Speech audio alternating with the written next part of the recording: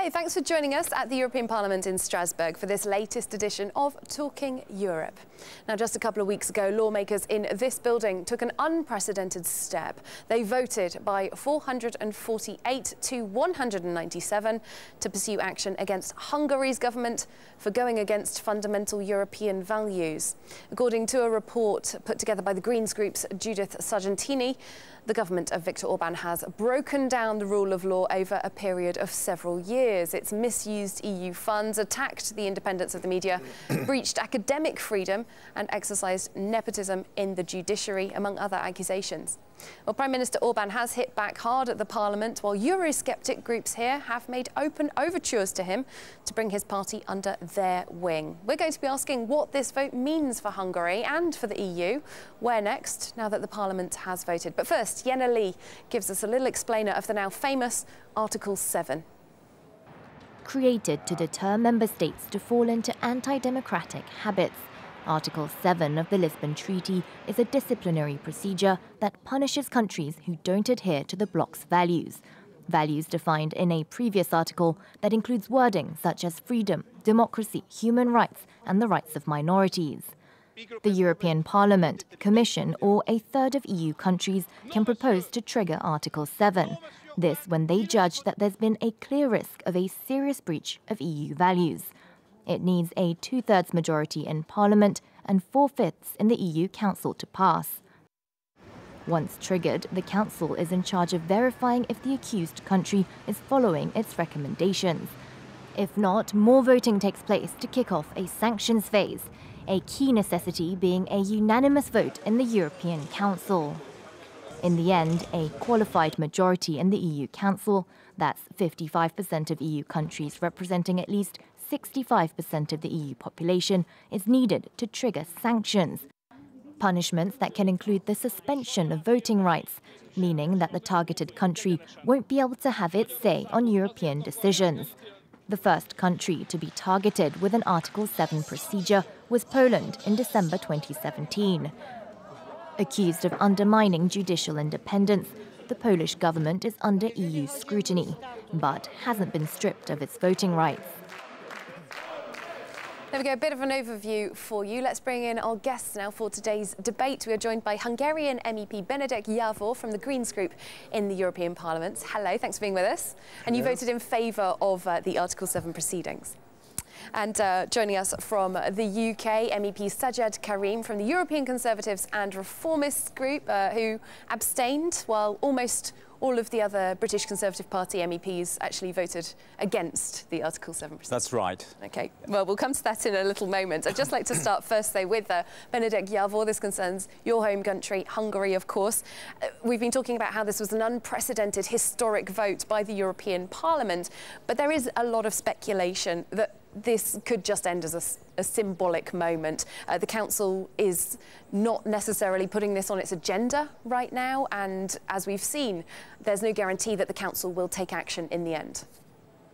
Of course, in a procedure, you cannot be absolutely sure that at the end of the procedure there will be any judgment or not. Still, I think that it's a very important decision that the European Parliament stand up for protecting European fundamental rights and values, and voted for this report with a convincing two-thirds majority. Even in the EPP group, the European People's Party group, where Fidesz, the Hungarian governmental party, belongs to, there was a two-thirds majority for the report. In the Council, now they have to deal with the issue sooner or later. Of course, they have some flexibility or freedom when they put on the agenda, but the Parliament sent a clear message and a call to the Council to put it on the agenda to discuss the situation of the rule of law in Hungary, and we will see how the decisions are going to be made in the Council, what can be the practical consequence. Still, I believe that this is a very important political message, not only for the Hungarian government, and I would like to emphasize that this is not against Hungary. This is not against the Hungarian people. This report criticizes the Hungarian government and undermining the fundamental rights of the Hungarian citizens by the Hungarian government.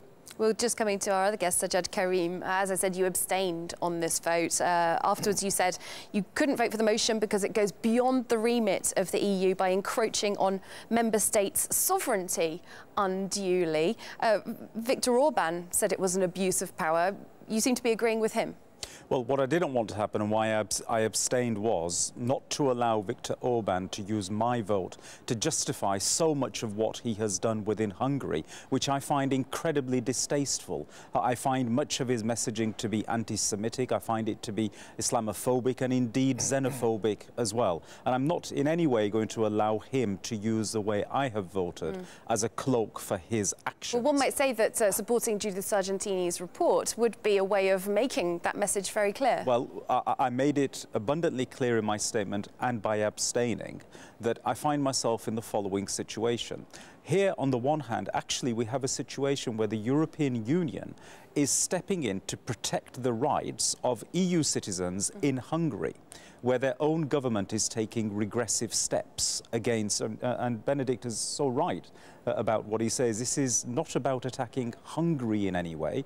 This is about looking at what the Hungarian government is doing and whether that still applies to the measures that it needs to meet in terms of EU membership. But conversely, along with that, my argument is this, that when it comes to proportionality and subsidiarity issues, actually it was far too soon to be taking these particular actions at this moment in time. Well, you say it's too soon. That's why I abstained. This report was written over a number of years. There are accusations that date back for several years, to 2010, I believe. So when would be the right moment for you? Well, that's why I think we now find ourselves in yet another interesting situation. Council has quite some leeway as to when this should be tabled on its agenda. And that's why we are seeing that there's no great rush to bring it onto the Council agenda at this moment in time. So on the one hand, we have a situation where an EU institution, the European Parliament, backed up by the European Commission, has sent a very clear message. But actually, the trigger can only be fired once the third institution, the Council, allows this process to move on from where it is at this moment in time. And that is why now you're going to see a substantial delay, I believe, if these proceedings ever at all make it meaningfully onto a Council agenda. It would have been far better, in my opinion, to wait for now, keep in constructive engagement with the Hungarian government for now, and if we still sow ongoing regression, then at some stage in the future, having taken Council on board, then you take that step. Benedict Jawel, coming back to you, would you agree with that? Because Viktor Orban certainly has been repeating angry messages against the European Union, against Judith Sargentini, and that seems to be playing very well at home. One video put out by his party has been shared many tens of thousands of times, putting that message around. Does this add grist to Viktor Orban's mill? Yeah, but the Prime Minister of Hungary already decided to put in the heart of the next electoral campaign for the European elections an anti-European issue. So I think that it's not dependent on the Sargentini report if they started to criticize the EU or they initiated a really disgusting campaign against EU institutions, the EU itself, and personally against Judith Sargentini. On the timing, well, Fidesz and Viktor Orban is in power for 8 years, and the situation is worsening day to day, even today. And I believe that, of course, you can say that we should wait till there are really even more horrible things in Hungary, but from my perspective, and I think that millions and millions in Hungary, they believe that it was really enough, and we do not have the time to wait what else could happen in Hungary. Already, as you mentioned, the freedom of the media is in ruins, the independence of the judiciary system is questionable, the electoral law has been changed, the constitution is completely new without any considerations from the opposition side. So I think that well enough things have already happened to say that this is not in line with the European values. That's a question how we understand the functioning of the European Union, and there might be different approaches.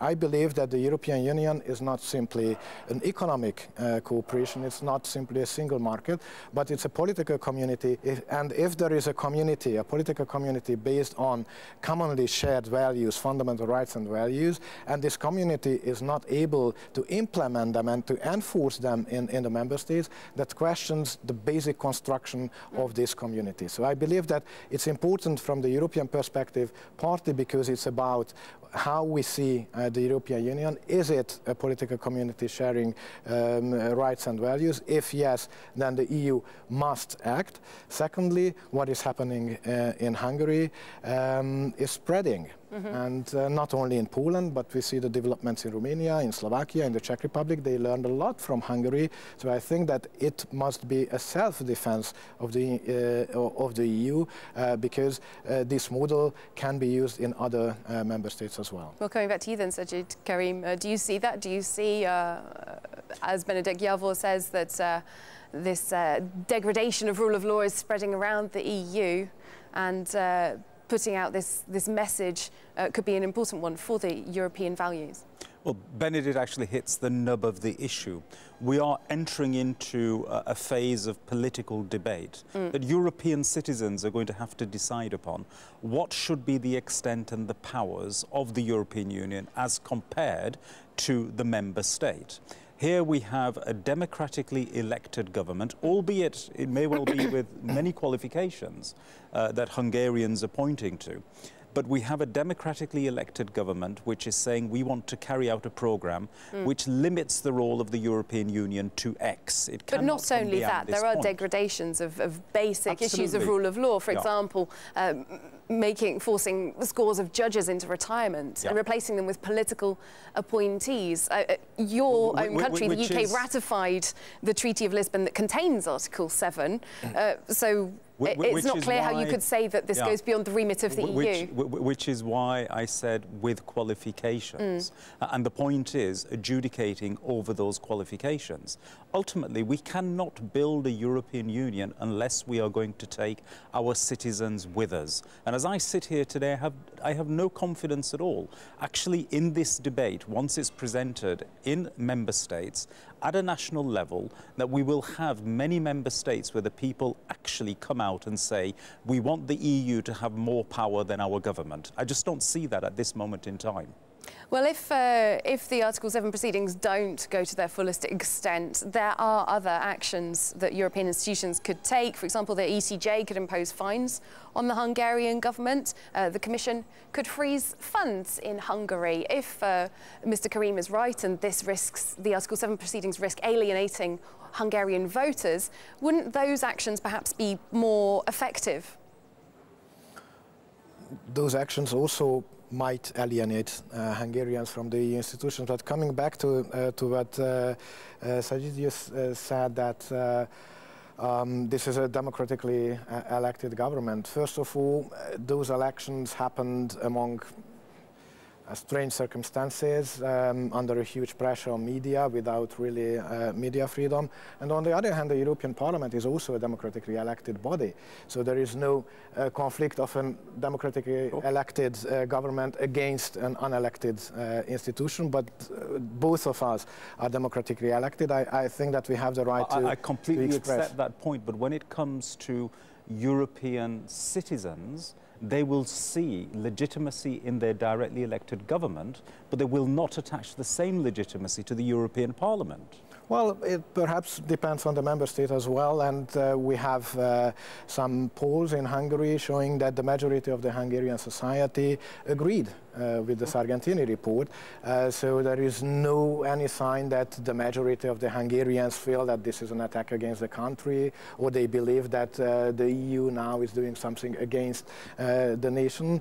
Almost 60% of the population answered that they share the concerns of the Sargentini Sargentini report. So I'm not sure that this alienates the Hungarians from the EU institutions. Any kind of sanctions, I think that, of course, at the very end of the day, you cannot make decisions without sanctions. What they could be, it's an open question. OK, well, we'll have to leave it there. Unfortunately, we've run out of time, but thank you both very much for taking part in our debate. Before we end the show, time for our regular check on some of the misleading, incorrect or downright fake news around Europe.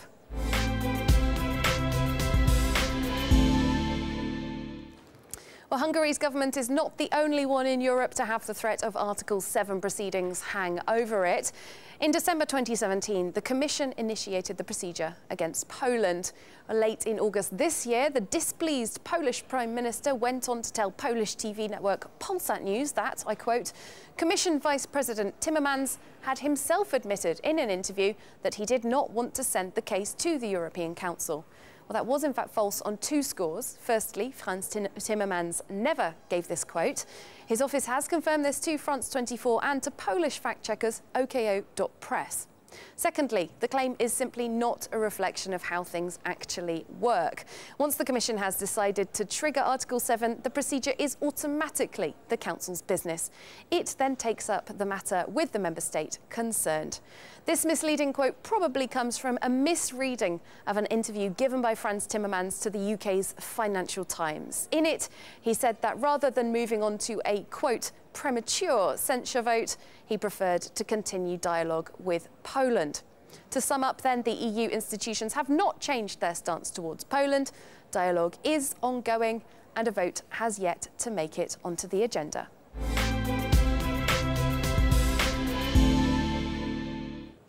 Well, thanks again very much to our guests, Sajed Karim from the European Conservatives and Reformists Group and also from Bénézet from the Greens Group. Thanks both for taking part in our debate today. That is all we have time for in our show. Thank you very much for watching. Remember, you can catch our programmes again on our website. In the meantime, stay tuned for part 2 after the news.